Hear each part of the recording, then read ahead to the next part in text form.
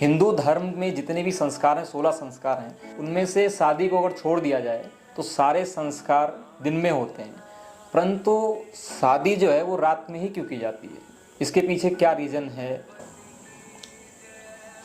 एक पीढ़ी का ढोंग, एक पीढ़ी का आडंबर, एक पीढ़ी का पाखंड और एक पीढ़ी की मजबूरी, ये अगली पीढ़ी की परंपरा बन जाती है।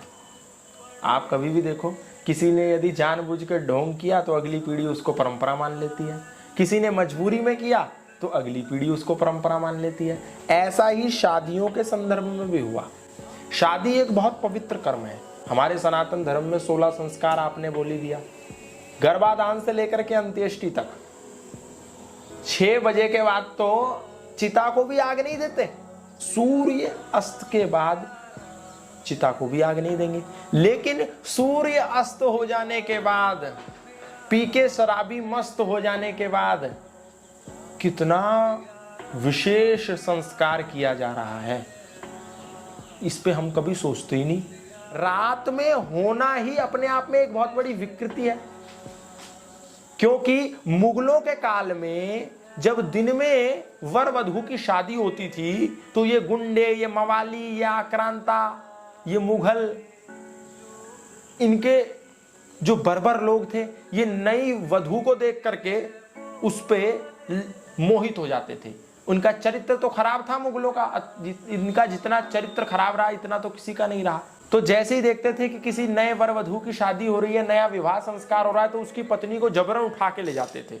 तो भारतीय लोगों ने एक तरकीब उठाई कि ये मुगल लोग तो हमको जीने नहीं देंगे, ये तो दुष्चरित्र है, दुरात्मा है। तो उन्होंने क्या करा, चुपके से रात में विवाह संस्कार किया ताकि किसी को पता ना चले।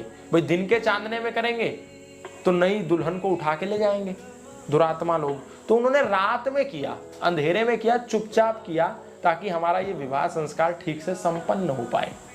लेकिन अब तो इस देश में मुगल नहीं है, अब तो इस देश में कोई दुरात्मा लोगों का शासन नहीं है। अगर कोई गलत करेगा भी तो उसके लिए कानून व्यवस्था है, वो उसको दंडित करेगी। लेकिन फिर भी हम रात में कर रहे हैं। दिन में शराब पी हमने खूब, शादी करते समय खूब हू हल्ला किया, ड्रामा किया, नाच गाना, डीजे पार्टी, पब, ये वो, कॉकटेल मॉकटेल सब कुछ करा। और सब जब समाप्त हो गए, सारे काम से हम थक गए, तब हम फेरे लेने के लिए बैठे। उसमें भी पंडित जी को कह रहे हैं कि पंडित जी फटाफट फटाफट कर दो, हमारे पास समय नहीं है। मतलब तुमने डीजे बजाया, पूरा समय दिया, तुमने गाना गाया, पूरा समय दिया, तुमने हू हल्ला किया, पूरा समय दिया, तुमने चिकन खाया, पूरा समय दिया, मांस खाया, पूरा समय दिया, दारू पिया, पूरा समय दिया।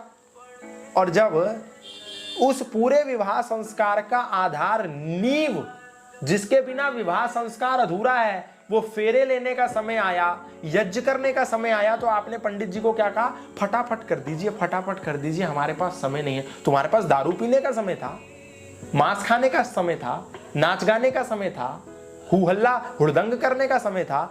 जब फेरे लेने की बात आई तो बोला जल्दी कर दो, यज्ञ करने की बात आई तो जल्दी कर दो, परमात्मा का नाम लेने की बात आई तो बोला जल्दी कर दो। हिंदुओं ने, सनातनियों ने अपने सनातन का खुद जनाजा जितना उठाया उतना किसी ने नहीं उठाया। इन्होंने खुद अपनी अर्थी, अपना अंतिम संस्कार खुद कर दिया सनातनियों ने। इतना महान कर्म और रात में कर रहे हैं।